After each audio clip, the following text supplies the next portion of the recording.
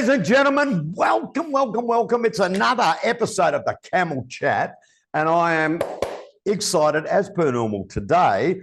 Why? This guy is a dynamo, right? Now, he's out of Milwaukee, and that I love that too, because that's the home of Harley Davidson, and everyone knows how much I love Harley Davidson.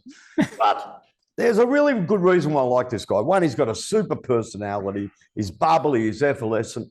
But when I met this guy, which is around about a year ago, I was reminded of, that American Pie moment, the three men I admire most. This guy, I admire him because he's grabbed a niche market, all right? And he has owned it. And he's now a superstar in that niche. He's really running with it. He's got webinars going. He's got excitement happening. And it's real proof on if you want to get serious, and in Chris's case, it's the web building and marketing and Google ads and everything else business, find yourself a niche, but you've got to own that niche. And as I said, it's an American Pie moment with this guy, and he's fun and he's effervescent. And I hope in this hour you get out of him and us and this whole conversation the same sort of vibe that I've got out of Chris over this last year. So, ladies and gentlemen, let me introduce you to Chris Giovanni, my paisano, who's from 8-Bit Creative. And the real goer in that is the Detailer's Roadmap. So, Chris, welcome to the Camel Chat, brother. Awesome. Thanks for having me. Super excited. That's such a great introduction. Man. Do I get to do an introduction on you now? No. Everyone knows you already. Oh, mate, I got a couple of people. Unfortunately, my mother died, and she was my number one supporter, but I've still got a lot of relatives. Sure. All right, still got a lot of relatives. So awesome. the way we start this chat is with what I call pimples and puberty question, because it takes you back in the day. And that question is, what's Chris Giovanni's personal story? Where'd you come from? What you do? You got 5 minutes to lay it on the line, right? I'll even watch the clock for you, so you don't have to nab me or anything. So no, I'll give you electric shock. Yeah, the short end of the stick is, I come from the central area of United States, so in Chicagoland and in Milwaukee, and my family always had pool table stores, tables, hot tubs, patio furniture, spas, all that stuff. And when I went to school for graphic design, I joined my dad's company, and he had a couple stores, or one big store really, in the Chicagoland area.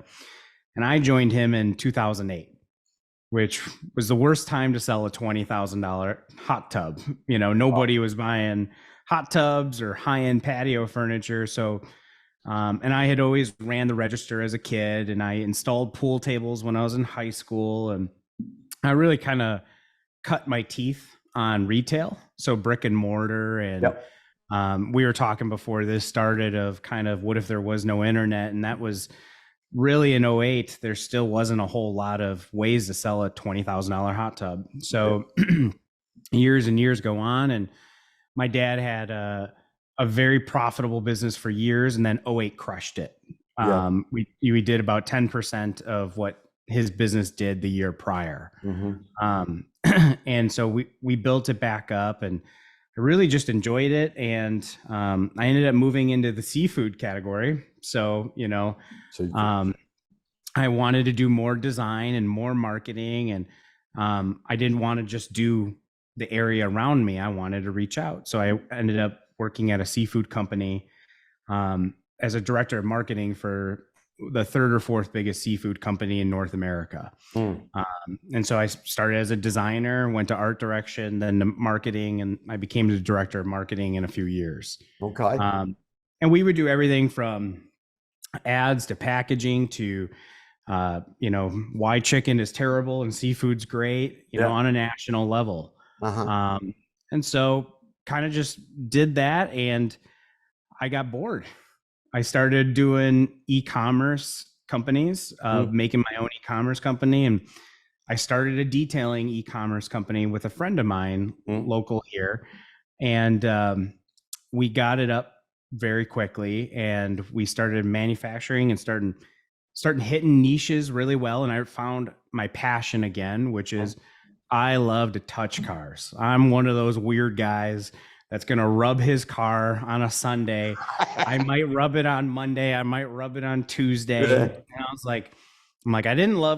And I wasn't crazy about seafood. I wasn't crazy about pool tables and patio furniture, but if I could blend marketing and detailing, I'd be super happy. And so as the e-commerce company grew and grew and grew, manufacturers start reaching out to me and saying, hey, we see what you're doing. Can you do that for us? And so I actually got into the marketing realm for what I'm into now, which is 8-Bit Creative. Is essentially we do marketing for manufacturers. So like, if you manufacture, like Turtle Wax could be a customer of ours, and I start doing that, and we start building an agency that way. And on top of that, I was like, well, why don't we just do it to the next level down? What's the vertical? So we start doing it for detailers, and we started Detailers Roadmap, which is really websites, SEO, ads, presence for detailers. And and as you could tell by listening to me, I talk about business a lot. I love talking about business. I love, tell me a problem. I love it. And so short of touching a car every 12 minutes, that's the next thing I love doing is talking about business. And so Detailers Roadmap, I don't want to say a number out there, but when I first started it, it was one website turned into three turns into 9, and it's just escalated. And I think we're probably one of the biggest in the niche already. And in an 18-month span, went from, just me to about 14 people internally. So, but it's fun. That's where I'm at. Wow. That's impressive. I think we can close it off now. I think you've covered everything. But okay. Now we'll talk about. See you later. Nice blue and red lights. Goodbye. Oh, thanks very much. It's gone. And anyway, that was Chris, and we want to thank you for your time. Cheers. It was good seeing you. I've got to ask you 2 things now, because you've intrigued me. What sort of car do you own? I got a really old BMW that I love. That I don't want to get too sappy of a story, but it was basically parked in front of my house when I was like 16 years old, and I found one like it, and it's a Z3M coupe, which most people don't know what it is. It's a little BMW 1999 Z3, but it's a hard top coupe, and fucking love that thing. I love it. Sorry for swearing. You're gonna have to bleep That's me all right. out, You're allowed to fucking swear here, mate. It's fine. Yeah. I'm the fat guy, little car. We call it a Z3. You call it a Z3. What color is it? It's a Storal blue. Okay, that's a pretty blue, I must admit. Yeah. Okay, so it's a Z3. It's the hard top. Yeah, it's not a roadster, so it's not a hard top putting on. It's actually just a straight coupe. Yep. So they only made a few thousand of them in 4 years. So, so that's the I'm happy as could be. What's that? You don't have another vehicle, just that one? No, I have a X5M that my wife drives and I drive. I got another SUV, and I've got a couple other. I got another car on the way. So, yeah. Okay. A few. Oh, yeah, I'm a motorbike man. I love collecting motorbikes. There's not much I can do about motorbikes from November till April here. So, well, and I ride them rain, hail, or shine, and I also ride dirt bikes. And you can see the smile on my face if it's raining, and my wife will turn around and go, "Uh-oh, he's going to go play in the mud." Yeah, I am like a child with mud and dirt bikes, and the more mud, the happier I am. I will find deep, deep puddles and go and bury me. And the dirt bike, her name is Rhonda. Right? Oh, nice. Yeah, I call her Rhonda. So she gets very rowdy, from the UFC days.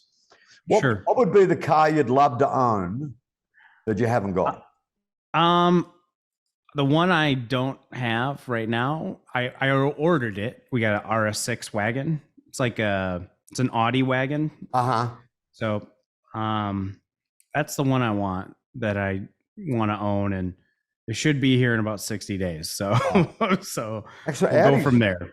Audi makes some beautiful motor cars. Yeah. You know, This one's and 600 horsepower. I'm excited. oh my God. Yeah. Can you drive fast in the US? Not like Autobahn fast, No. but we go to the track, and if I don't work as much, I might be able to actually go do track days and stuff like that. Yeah. So you can go ahead and hold your breath as soon as that day comes. But It, so I must admit, I'm 63, but I've ridden motorbikes since I was 13 years of age. sure. And nothing beats on the road when my knee is scraping the tarmac. And even better, when I come out of that corner and I lift the front wheel in the air. Oh Jesus! So you really lean and lift. That's and man, I don't care. I'm going to be 90 and I still want to be able to do that. Sure. And in the dirt, nothing beats in the dirt doing exactly the same thing, but there's a jump involved. Nice. Right? That's good to know. Like in 30 years from now, the people will ask, how did he pass? Everyone will be like, oh, is it old age or did his heart give out? No. He took his wheelie right into a wall. That's the way to really go out. Oh, it's crazy. I have a track here, what I call the Matasakahui TT. And it's, I named it after the Isle of Man. And I've got to avoid cows, jeepneys, humans, and the worst one is, what do they call it? Mountain bike riders. Sure. And I love missing, they've got these walls, and I love missing them by about 1.5 inches. Oh, fuck. Sooner or later, I'm going to grow up. Yeah. No, the other thing you mentioned, because you've got this passion about motor cars, right? And obviously, we'll get a little bit more into what Detailer's Roadmap does. But you mentioned business overall. That's another passion. So you've got this thing where you see a car and you've got to touch it, and you've got to, obviously rubbing means polishing and all that sort of Yes. Huh? Yeah. I was a bit worried, mate. Yeah. Not sexual in nature. Yeah. That's do what you got to do, baby. Sure. I get erotic when I see a Ferrari. I hear you. All right. And a Porsche 918. Oh my God, I'm in love. And I'd leave my wife for one, I tell you. When you talk about that passion for business, is that like any business? You just love the business side of things. I could talk to you for hours of like how your process is built, and I'm just curious, and I like to find avenues of any business. My best friend's got an AV and wiring business, and I'd like to think I had a hand in kind of getting him to that next level. But yeah, any business is just, to me, it's exciting. It's a problem that needs to be solved. There's always a problem with small businesses. Oh yeah. Is it people? Is it process? Is it sales? Is it marketing? Like, what's your problem? And I just love, my favorite thing in the world is unjustified advice. This is what I would do. This is because I think perfect example is like, you could probably look at us and say that you're not doing this. I love that. I love getting picked apart and seeing, a third eye, because you'll always just like reading a book. You might not love everything that's in the 200 pages, but you might pull out something that you love and like, I can change that. And I really, when someone looks at our business, I always love hearing what they have to say. And then when I look at someone else's building, I want to just give them the most blunt and honest, like, well, you don't have this going on, and that's why you're not doing certain X, Y, and Z. Not everything is solved by money and time. You'd be surprised. Sometimes it's just knowledge and effort. So because I really like this angle we're going down now. If you look at, I'm probably the same, but I'm more on the sales and marketing side, right? That I like to look at something when they're not selling and they're not getting business. Yep. No one, their product's sitting on a shelf. I love to look at that as a huge problem, but you're a lot broader than that, than me. All right. So when it comes to the average small business, and we might take it up a notch, someone that's got maybe 2 or 3 employees, they're not doing $1 million a year, right? But they're doing better than average wage. Yep. What's the normal thing? If you could put like 3 things, you can guarantee you're going to walk in and see there's going to be 3 problems. What do you think that'd be? It's almost the very first one is always the heaviest one is you can't replicate the owner. So the owner has the hardest time replicating themselves, right? And so it's if I have to go sell a website, Yep. I will probably never be able to hire a sales guy that is probably as good as me. I'm not trying to boast, but I close super high. Yeah. But when I talk to someone, it's almost always, well, this guy, I can't do this because I install this and they don't know how to do it. So almost always is I like to break that person who owns the business. What can you really shelve off? What can you hire cheaper for or someone more effective? Yep. The first 3 employees are usually actually, in my mind, kind of easy. I hated project management and I hated accounting. Boom. I can outsource the accounting, but project management, we had too many customers. I need really a project manager. Yep. Boom. I really hate writing. Boom. That was easy. And then you just start shoving off. That's how I usually like to talk to somebody is when they're looking at their business. How are you going to really break yourself into more people if you want to scale? Yep. And sometimes scaling is not always the answer either, right? And going back, your original question is like what? Like what's the top 3 things that are always going to be popping up? So the first one is you can't replicate the owner. Yep. Can't replicate the owner. So how do you break that in? Second one is I usually like to audit their actual sales process. Like how do you get leads today? Is it all referrals? Is it all SEO? Is it all website? Like how do you and the biggest one, and I think the third one is like I'm a branding guy. Yeah. I'm just still surprised by how often people use the wrong channels to target people. Yeah. So we deal with a manufacturer that for the longest time, they were just they were making social media posts, Facebook. Yeah. Dude, your customer's not on Facebook. Your customer's on LinkedIn. What are you selling them? You don't have a product that comes to consumer market. Why aren't you on LinkedIn? How come you're not setting up a sales process to call through, cold call or warm lead or set up automations? So to me, the third one is a lot of people start business because someone had a need and they're filling it, right? Yeah. But how do you find other people with those needs? Yeah. Where are those needs sitting and how do you target them? So I like to kind of really go down that targeting walkthrough. So, okay. So if we look at the detailer's roadmap, right? And this is where you gained my attention because I love it, right? Because, my industry background, I spent a lot of time in automotive, right? Selling cars.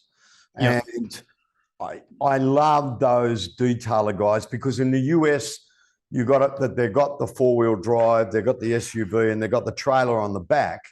Yep. Like in the Philippines, you don't have that. In the Philippines, you have an area where you got 10 cars can be parked and people start washing them. Nobody comes to you. But in the US, these guys can set up a business doing it that way. So if we look at it, you had this skill going back. When did Detailer's Roadmap start? About a year and a half ago, actually. So before that, you had this love of rubbing up against the car. Well, yeah, before that, I was doing a lot of, I had my own e-commerce and detailing. Right. And then we had 1 or 2 manufacturers in the detailing realm. So they would manufacture products that would sell to detailers. Yes. So, yep. But you had this skill set and you had this passion for helping people. Yep. And you got like that, you rolled off the 3 problems. But let's look at it. The average detailer is just one bloke or one guy or one gal, their truck and a trailer, and they're going off out there. But all of a sudden, you've got this thing where you can bring all this stuff to them. Do you find that the average detailer, he's probably got a passion or she for making a car beautiful, but they don't have much business acumen? Yeah, it's exactly that. So it's passion or hey, I know I can clean a car, Yeah. or because let's be honest, it has a lower skill set Yeah. on regular detailing, but as you go up, so detailers can put ceramic coatings on cars and window tint and paint protection film. Obviously, those are different skill sets. That's more than just being able to detail and clean. But yeah, most of these guys are starting out with passion, Mm. but they're really missing business acumen. Mm. And so they're just so heavy on referrals. Yeah. Like the referrals, hopefully, knock on wood, never go away. Mm. But at a certain point, you've tapped your network, Oh, yeah. you know? It's like So, insurance guys. Once they've gone through their family, when they yep, first start, they exactly. either die and they end up going to work for somebody else, right? Yep, Or they find another way of getting leads. yep, You know, exactly. friends, family is some fool. It's the same when you're selling us borrowing money. All right. Right. Once you've gone through that network, you're pretty well buggered, right? Yeah, you quiche it. I mean, where I started is not this January, but the January before. I was looking for a new project and I was thinking about the detailer's roadmap. And I had a buddy, a detailer from a manufacturer, and I said, "How much you pay for that site?" And he told me a price. And I'm like, "Oh, okay. How many leads do you get out of that? Just curious." "Oh, I get like 2 or 3." I'm like, "Oh, okay, that's not bad for a day. I would consider that." And he's like, "A day?" He's like, 2 or 3 a month. I'm like, Are you "What?" kidding? I'm like, "What are you? And you're paying that much?" And I was like, and just like anything, and I don't always suggest it, but I said, I will build you a site for free, and I want to do a case study, and I want to understand if I can build a site that converts more people. Yeah. And the very first month he had it, he got 48 leads just with the Boom. website itself. Yeah. So, he went from 1 to 2 per month to 48 in the first month. No SEO, no pay-per-click ads, no Nothing. social media. Just it Just was the website. just converting the traffic that was already there because of design, integrating with some SEO, and then asking for the sale. Mm. You don't ask for the sale in a local service provider. If you guys are dealing with roofers, electricians, home builders, it's got to look pretty, be well written, and it's got to ask for the sale. And that's kind of our mantra when we build sites. And so I started with him. I was like, that could be a fluke. Let's try a second guy. Mm. Second guy went from 3 leads a month to 28. Okay. Well, we're on to something here. Try a third one. Third one, no leads, up to 25 per month. I'm like, Yep. okay, I got something here.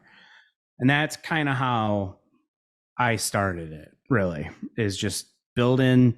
And though that kind of just started taking off where people organically started, hey, try him out. And I was justifiably, we were pretty cheap, a year and a half ago. Yeah. But I have a recurring monthly revenue model. Yep. So there's an initial setup and then there's a recurring monthly. And so I decided I hated selling $5,000-$10,000 sites. Yeah. And then I never see the customer again. Never. And then when they have to update it, it's a pain for them. It's a pain for me, right? If I have to get an email out of the blue at 11 o'clock to fix something that they screwed up. So we now build a support model where they buy a site, we put them on a recurring monthly, and then it's up to us to keep it updated and do stuff. And for detailers, they love it. They always have pricing changes. They always are doing something different. They're not lawyers that just offer one thing and that's it. They're always changing their site. And I think that's probably why we've had good success, is that we're just available. Do you do templated sites, or you actually custom build every single site? Yeah, that's a great question. So, I don't like the term templates. Templates means like, 6 sites, 6 templates. We swap a few logos and call it a day.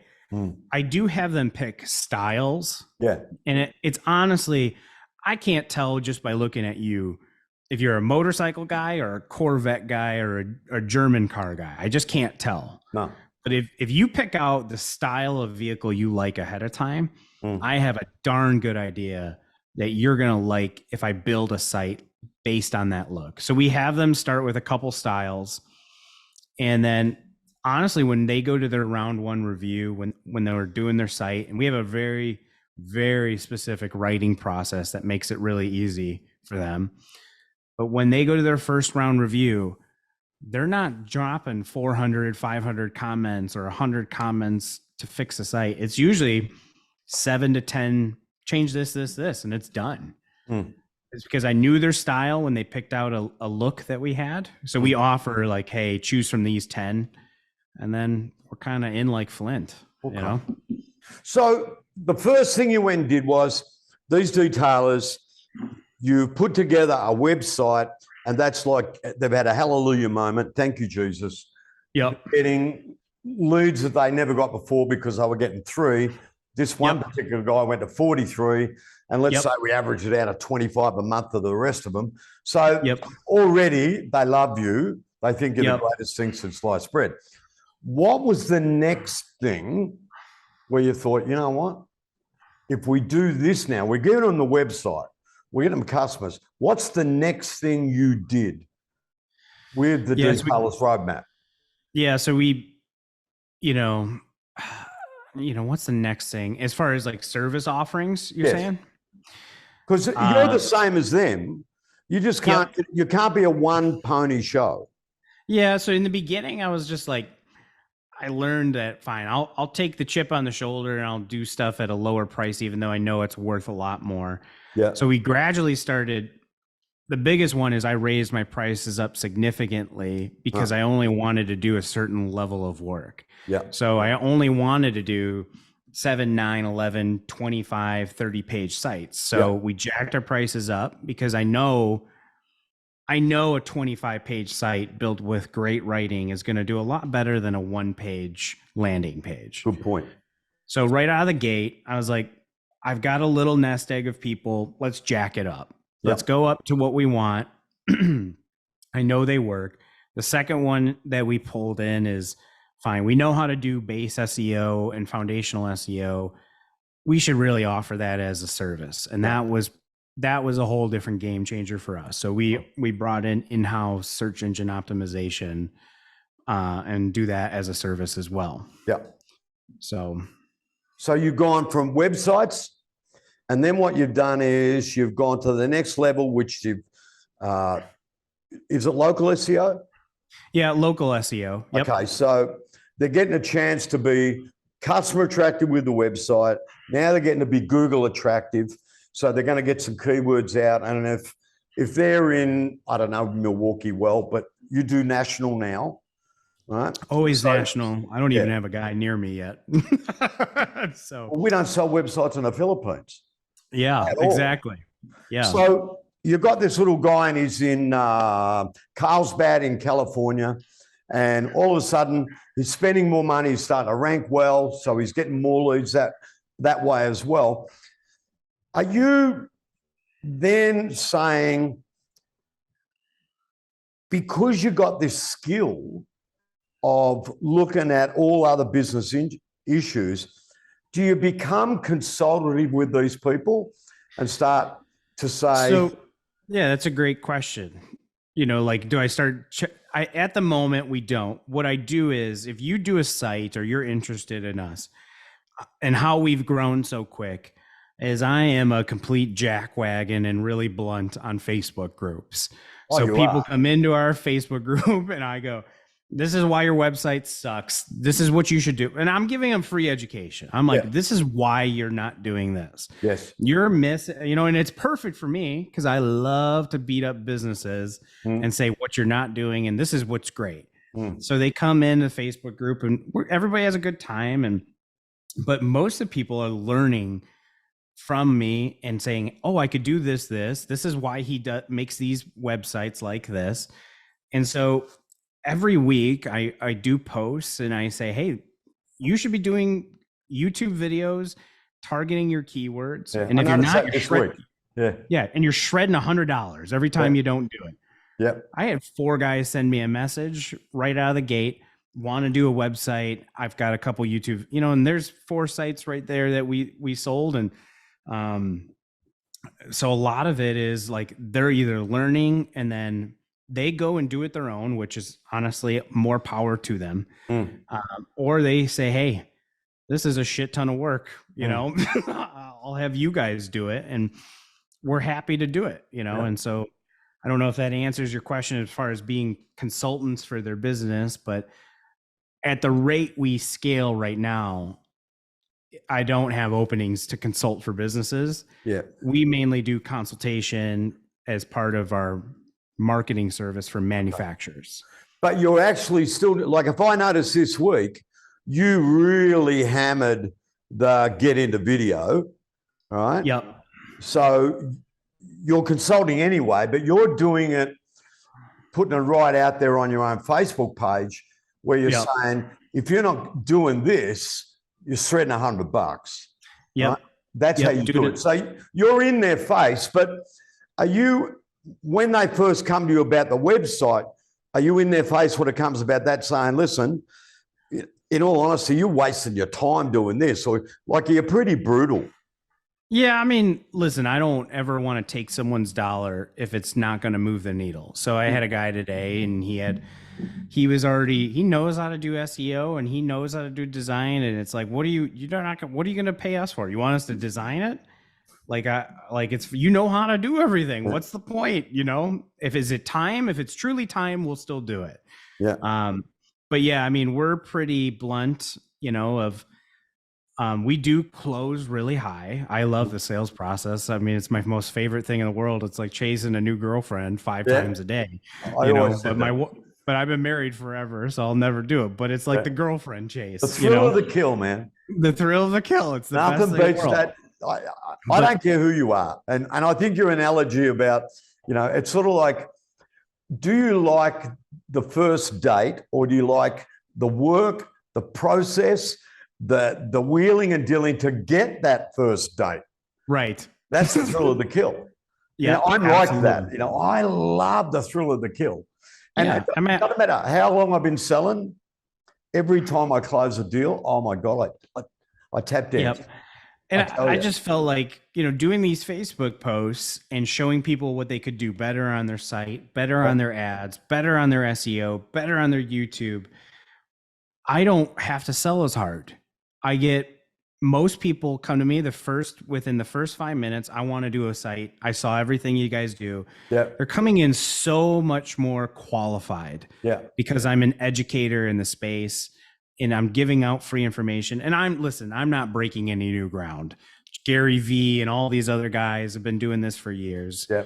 But the more free education I give them, which might take me an hour a week to really compile some stuff, has led to such a much higher qualification in my niche that I probably save 10 to 12 hours of pre-qualifying on calls. Yeah. I'm getting pre-qualified people. I'm right now, and it's terrible. I hate to say it, but we're 2.5 weeks just to have a conversation with us. I hate that. And I'm having my problem number one, duplicate the sales guy, right? Yeah. So we just got a new guy starting with us on Tuesday. So hopefully I can solve my own problem. So yeah, it is crazy, but it's a good point you make, because people, if you look at TheCamel, I've got hundreds of videos on YouTube where I tell everyone what I do and how to do it. Yeah. We've got all this stuff I share with people, and a lot of people say, geez, you're an idiot. You're teaching people to do what you do. But you know what has happened? Like you, my leads, my deals are better quality, bigger turnaround, right? Bigger money. I got better clients. I got more loyal clients. Why? Because we've created that. And, we're so well known out there because I'm not scared. I mean, if people want to know, I'll tell them, because they might find out, but they still can't do it. Yeah, I go to IKEA, but I still got to get my father-in-law to build it because I've got no idea. Yeah, I had a guy today. He's like, "Oh, you build on this website platform." I was like, "Congratulations!" Like there's no missing the beat. Like at the end of the day, it's still fingers typing and it's still designers, and it's like you're not winning anything by the software is not the magic touch. If the software was the one button click and it'd be done, it'd be a different story. And that's not, I've spent a long, long time providing education and then communication. Yeah. And so our systems are built in automation. So as you go through our website and SEO pipeline, everything is automated. You get alerted everything. I never get, when's my website going to be done? I never get that question anymore. As long as you communicate automatically and you show people, hey, ding, ding, ding, ding, ding, you'll never get an unhappy customer. I've never had one in this 18 months. No. When's my website going to? No, it's all automated. As long as they're in the know and you're transparent, I got to makes agree it with life. you. It one of the biggest changes we made in TheCamel and the biggest advances was when our communication process got better. Filipinos have got this thing where when they're doing something, they tend to shut up, right? And you get a little bit frustrated with them because you go, well, what's going on? I haven't heard from you. But what they tend to do back then was they'll get a task and they'll just go to work. And then when it's done, they'll hand it over. Whereas us, we like to know what's going on. Like, is your heart still beating? Are you still breathing? Right. Right. Yep. Hello, is anyone home? And once I got the kids here to get with that thing of just tell people what you're doing, let them know, the whole game changed. But there's so many businesses out there that you're sitting back waiting. Well, what's going on? Where are we at? It's amazing how good they feel. And again, it's one of those things where it's part of the education process, but they love you more. Yeah. Because they're not knocking on your door saying, what's going on? Are you still alive? You're going, hey, thought I'd show you where we're at. They're happy. So far, Chris, you give me nothing but good news. All right. Oh, that's good. But there's got to be some bad news. All right. So there's got to be some things in this beautiful process that went wrong. All right. So just share a couple of those golden nuggets that wasn't a good idea.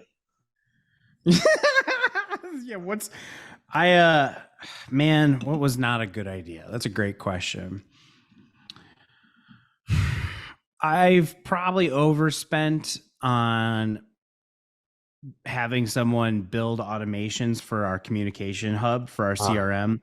I definitely was hoping for home runs the first time. And as you know, anyone in business is usually the first accountant you get is not the right accountant. And it's the same thing with websites and all that stuff. So I'd say in terms of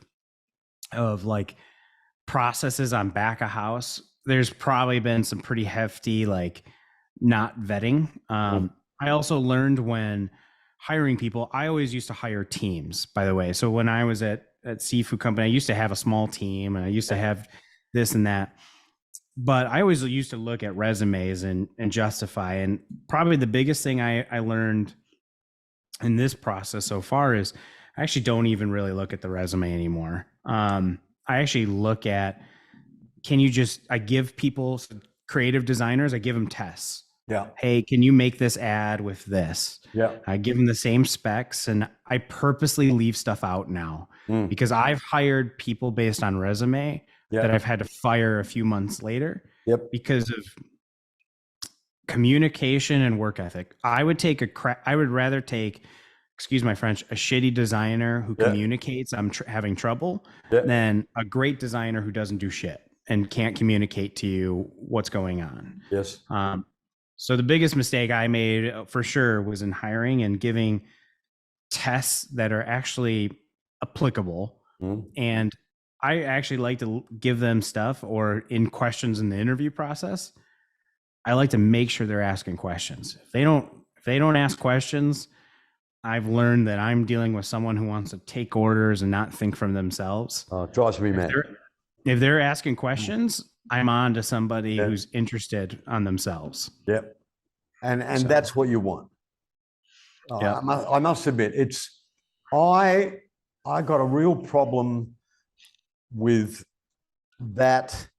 I love people to be innovative. Like everyone in my business, we very rarely hire from the outside for a senior role. Right. Everyone, in this company in the senior roles started off at the bottom of the company. It's maybe it's my McDonald's background. Nah, I love it. That's the way No, to do it. I If do you that all the can, time. let's do it. Yeah, Yep. and I mean, if I look at the number one, well, even the Lovelies, which is my board of directors, I call them the Lovelies because they're all women, right? Sure.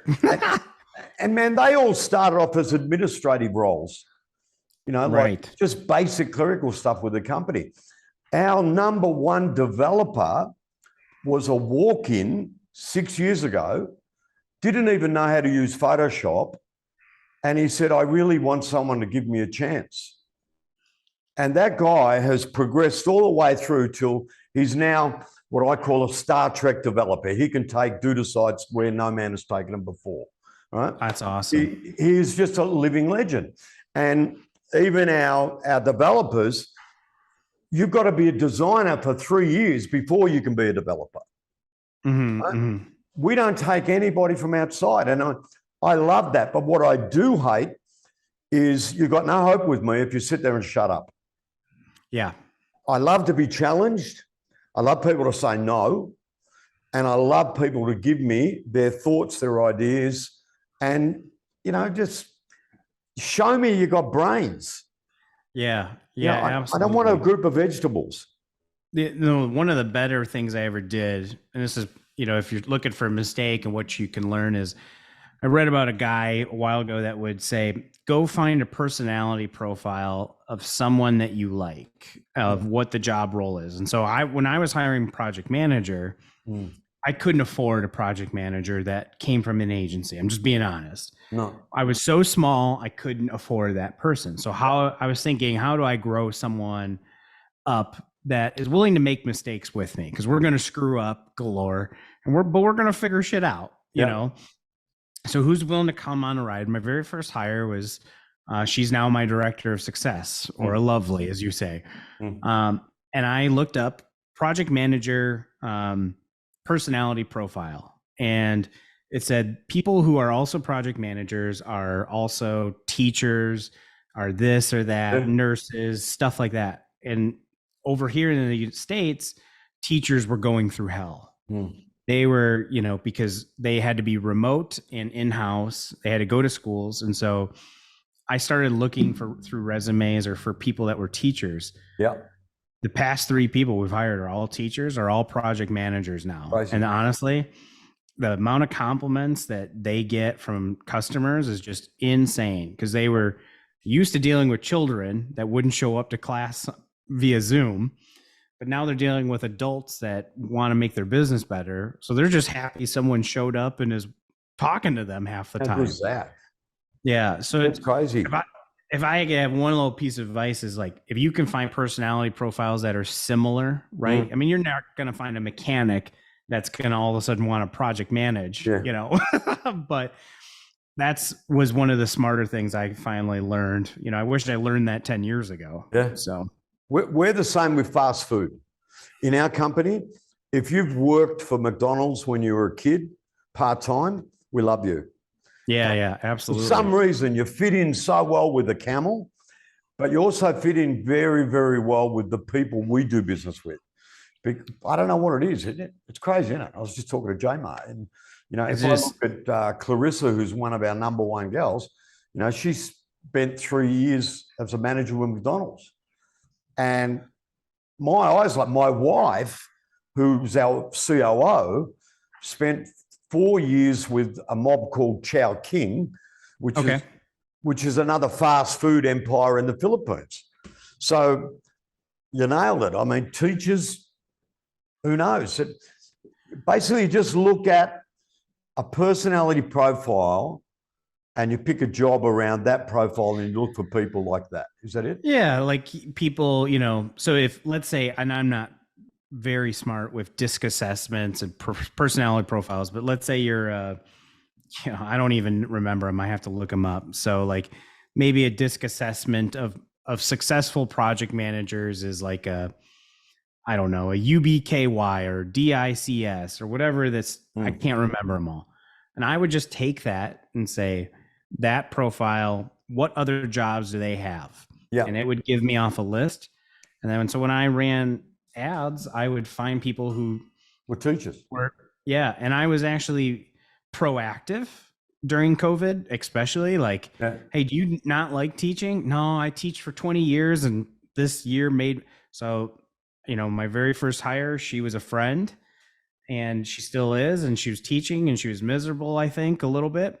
Boom, first one. Yeah. Second hire happened 3 months later, another teacher. Then it keeps going and going. And That's crazy. one of And the you've had writers is success. yeah, just because they still get to do and have that human interaction. That's Yeah. probably why that disc assessment really works.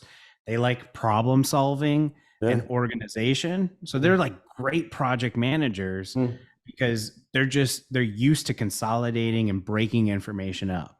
They're the best. And honestly, I'd be in a completely different place if I had to go get a project manager from day one. Yeah. We kind of all learn together, and I'm not doing everything perfect and I'm not doing anything right. But the best part is we're all on the same page and we're all trying to figure out what's the right move. And 9 times out of 10, it's the right. 10 out of 10 might not be, but that's okay. You can't get bent out of shape. And I don't mean it in a bad way, but I mean, some customers are like kids. Yep. And you've got to deal with them that way. Yeah. Or we have what's called red flag status. If they're too kiddish or they get yelly, refund status is coming. I've only had to do it twice, but you can't talk to people in a wrong way. I don't, that's where my line gets drawn for sure. I've got it in my terms and conditions. Really? I got to look at your TOC. I got it in my T's and C's. If you're nasty, mean, right, goodbye. And what's the other one is that I guarantee everything except I can't cure the common cold, global warming, right, and give you first page on Google. Yep. But it's business, right? But we're all human. There's no. I get really in life. I get very aggro with people that treat people bad because they're paying a fee for something. It doesn't give you the right to be, with the slave master. Right. You be nice to people. Treat people like you want to be treated yourself. I get very aggro with that. I'd be on a YouTube. I hate Karens. Can't stand them. Right? That's great. It's crazy. All right. The big question now. I know you've been waiting for this one. Can you lend me money? Yeah, that's great. I was going to ask you the same question. What the heck? Here we go. I want you to imagine for a moment, right, that, last week you had that horrible typhoon hurricane. We had a typhoon on the Sunday and they had the hurricane on the Wednesday in Florida. Terrible. Yep. Shocking. But I remember when we had what was called Typhoon Glenda, she came through here about 8 years ago and it was terrible, And I had this thing in my brain, what if there was an internet typhoon? Okay. So there's no social media, Facebook, Instagram, TikTok has shot off. Okay. There's no LinkedIn. There's no Google. Okay. It's gone. It's been destroyed. It's been flattened. But love it. People are out there. They've still got money. People are out there. They've still got to buy things and do things. Business still has to be done. Yeah. So if there was an internet typhoon, a social media hurricane, what would you do? What would be your advice? How would you still find customers? How would you promote your business? Yeah. I mean, I am a sucker for print design and branding. And to me, if the internet was gone tomorrow and I needed to sell websites, short of hoping that I can get a Google crawl of every detailer out there before it goes, I am just a huge fan of developing print pieces. And honestly, let's say that internet goes away and I have customers today.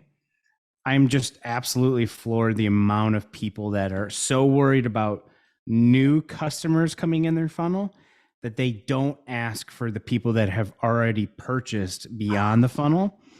And to me, I think the greatest travesty in today's world is that people do not market to their current customer base, not only for referrals, but additional services and stuff. And so to me, the top of the funnel is just, don't get me wrong, it's where you need to be, but the expense to conversion ratio is drastically different to someone who's already bought from you.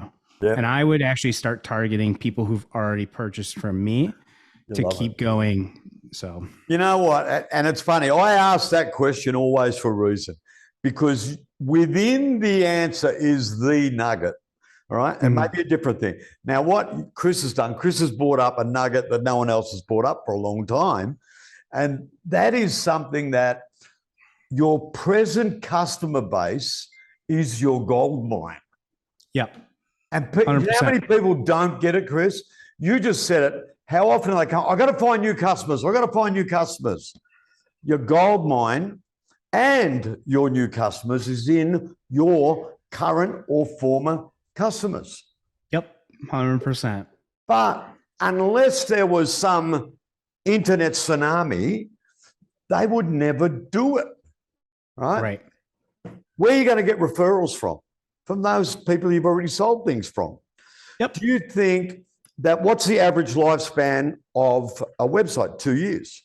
Before it needs an upgrade or an update. They might stay with you 10, but in a 2-year time frame, they're going to need a facelift. Yep. You're not going to do it for free, Chris. Right. In a 2-year time frame, they're going to need SEO.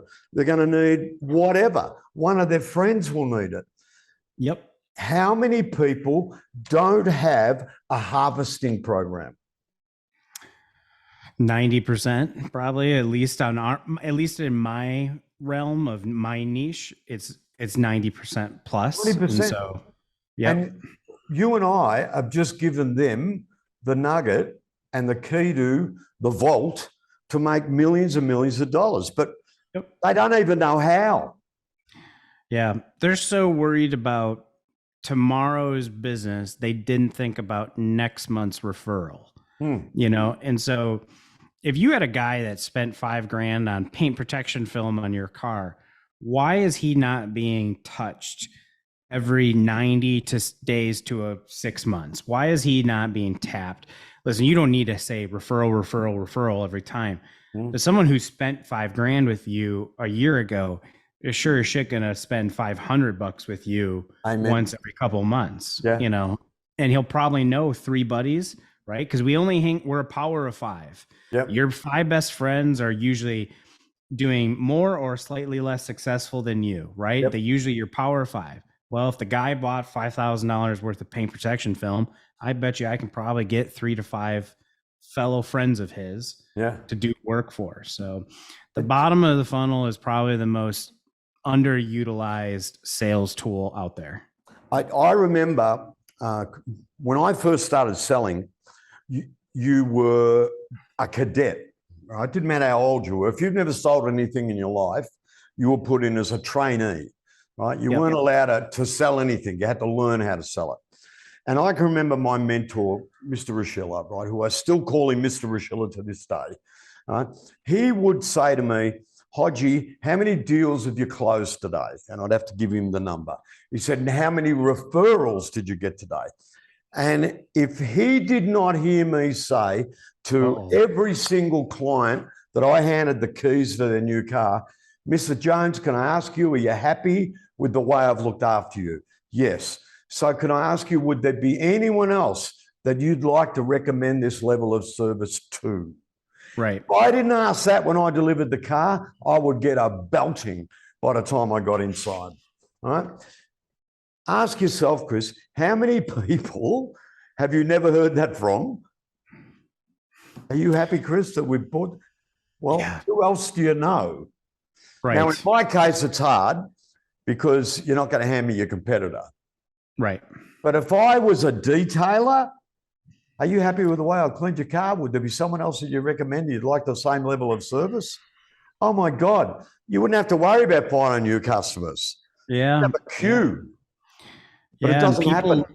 No, and people love experiences too. So you can tie it into an experience. So when you, let's say if they were detailing a car and they asked for a referral, and maybe you give them a towel printed with like a logo on it, but a really nice towel, you're going to have that fucking towel for years, you know, because it's so nice. And they'll never forget it. Yeah, they'll never forget it. And they'll be in their car every time they pull out of the glove box. And I mean, I ask for referrals on every website we do, and most of them give it to us, you know, and they say it's usually not the guy down the street, but it's a guy across a few towns over, you know, or something like that. So. Because they're happy. And if they're happy, what do they want to do? They want to tell people. Well, I want them to tell me who they're going to tell. So that way I can go and sell. Hey, that's not bad, John. That's rhyming. Right. Who they're going to tell, because I want to sell. Oh, I tell you, I should be in marketing. You know? Absolutely. Chris, you got over it. You killed it. Thank you. You invented a nugget, harvesting. That's how I love it. I'll use it on my Facebook group later this week. You can actually, when you whack people about videos, you can now whack them and say, hey, what is your harvesting program? When was the last time you got a referral? The moment you had that last drop of water leave the car. Yep. Think about it. You know, there was a guy, what was his name? Mike Fragapani.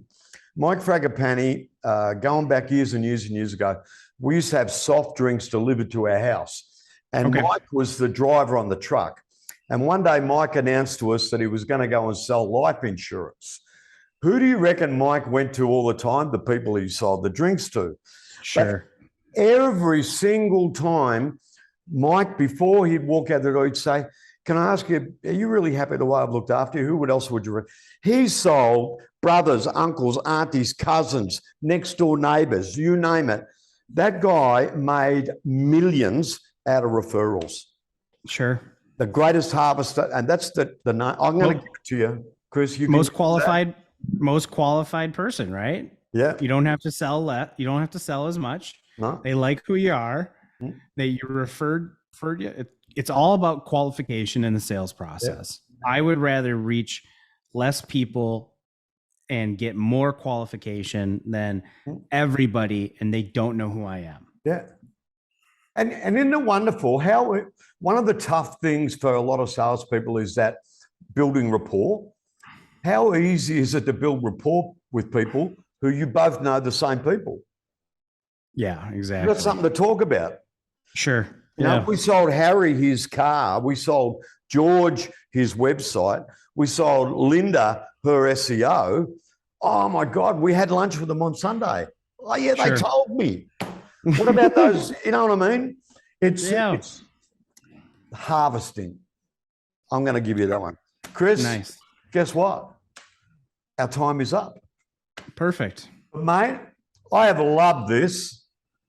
I've had so much fun. Good. I'm happy. Thank you. And I love what you're doing, man.